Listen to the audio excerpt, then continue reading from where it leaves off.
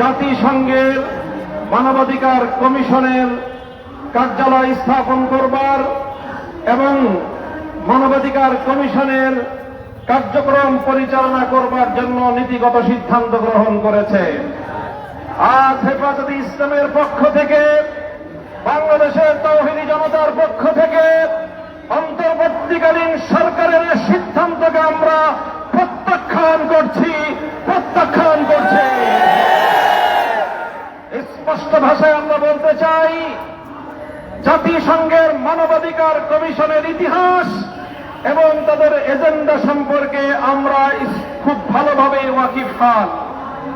আমরা বাংলাদেশের মানুষের পক্ষ থেকে এদেশের স্বাধীনতার সার্বভৌমত্ব রক্ষার স্বার্থে বাংলাদেশের মানুষের আবহমান কাল থেকে চলে আসা ধর্মীয় ইতিহাস এবং ঐতিহ্য রক্ষার স্বার্থে জাতিসংঘের মানবাধিকার কমিশনের কার্যক্রমকে বাংলাদেশে পরিচালনা করবার সিদ্ধান্তকে রুখে দেওয়ার সিদ্ধান্ত ঘোষণা করছি। আমরা খাল কেটে কুমির আনবার মতো আত্মঘাতী কোন সিদ্ধান্ত গ্রহণ করবার অধিকার ইউনূস সরকারকে প্রদান করি নাই। ডক্টর ইউনূস সরকারের নেতৃত্বাধীন অন্তর্বর্তীকালীন সরকারকে আমরা বলি, আমরা এখনো পর্যন্ত আপনাদেরকে সহযোগিতা করে আসছি। দেশের ফ্যাসিবাদ বিরোধী যে সংগ্রাম, সেই সংগ্রামে হাজারো লাখো মানুষের আত্মত্যাগ এবং রক্তের উপর তৈরি বস্ত্র দিয়ে আপনারা বসেছেন শহীদের রক্তের সঙ্গে গাদ্দারি করার জন্য নয়। বাংলাদেশের মানুষ রক্ত দিয়ে, জীবন দিয়ে যখন ফ্যাসিবাদকে মোকাবেলা করছিল, তখন আমরা জাতিসংঘ অথবা তাদের শান্তি রক্ষা কমিশনের পক্ষ থেকে, তাদের মানবাধিকার কমিশনের পক্ষ থেকে বাংলাদেশের মানুষের পক্ষে প্রকৃত করে সহযোগিতা আমরা পাইনি। এদেশের মানুষ রক্ত দিয়ে, জীবন দিয়ে ফ্যাসিবাদ থেকে নিজেদেরকে মুক্ত করেছে।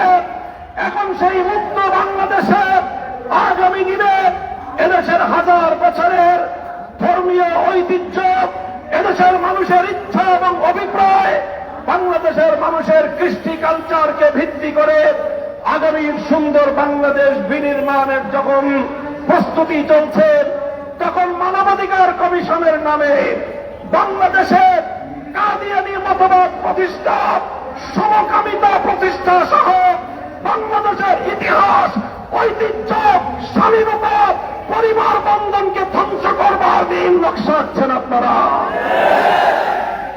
ডক্টর ইউনূস সাহেব সম্পর্কে আমরা জানি, পশ্চিমা বিশ্বের সঙ্গে আপনার খুব ভালো সম্পর্ক। আপনি এনজিও বান্ধব একটা সরকার করেছেন। আমাদের অনেক কনসার্ন ছিল, আমাদের অনেক উদ্বেগ উৎকণ্ঠা ছিল এবং আছে। সেই বিষয়গুলিতে আমরা কথা বলছি না। আপনি আপনার ক্যাবিনেটে কুখ্যাত শারমিন মুর্শেদদের মতো সমকামিতার প্রমোটকারীদেরকে আপনি স্থান দিয়েছেন। আমরা সেটাও বড় গলায় প্রতিবাদ জানাই নাই। এই কুখ্যাত শারমিন মুর্শেদ, সে এই প্রদত্ত শহীদের রক্তের উপর বসে এদেশের আলেম সমাজকে কটাক্ষ করে, মাদ্রাসা শিক্ষার বিরুদ্ধে বিষোদ্গার করে। স্তম্ভিত হয়ে যাওয়ার মতো আরো বিষয় হল, সে ঘুরিয়ে পেঁচিয়ে প্রকারান্তরে বিশ্বনবী মুহাম্মদুর রাসূলুল্লাহর চরিত্রের উপর আঘাত করবার চেষ্টা চালিয়েছে। কুখ্যাত শারমিন মুর্শেদরা এদেশে সমকামীদের এজেন্ট হিসেবে সরকারে বসে অন্তর্বর্তীকালীন সরকারকে বাংলাদেশ এবং বাংলাদেশের মানুষের ধর্মীয় অনুভূতির বিরুদ্ধে পরিচালিত করবার পায়তারা চালাচ্ছে। আমরা স্পষ্ট ভাষায় বলছি, আমি আবারও বলছি, আজ হেফাজতে ইসলাম বাংলাদেশ তার প্রাথমিক প্রতিবাদ জানাচ্ছে, প্রাথমিক অনুভূতি ব্যক্ত করছে।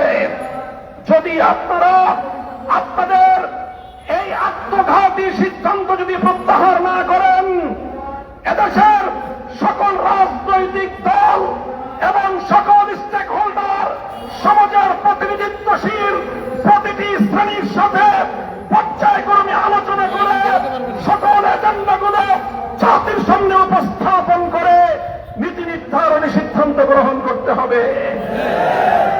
3 দিনের মেহমান হয়েছেন, সংস্কার করবেন, নির্বাচন দিবেন, বিচার কার্যক্রম শুরু করবেন, আসসালামু আলাইকুম বলে বিদায় নিবেন। আপনাদেরকে এদেশের বছরের পর বছরের জন্য এইভাবে নীতি নির্ধারণী, জাতির ভাগ্য নির্ধারণী সিদ্ধান্ত গ্রহণ করবার অধিকার কে দিয়েছে? আপনারা আপনাদের ঘোষণা অনুযায়ী আছেন আর 6 মাস, 3 বছরের চুক্তি করেন। এদেশের আমাদের মানুষের কাঁধের উপর, জনগণের কাঁধের উপর কোন জগদ্দল পাথর চাপিয়ে দিয়ে যেতে চান?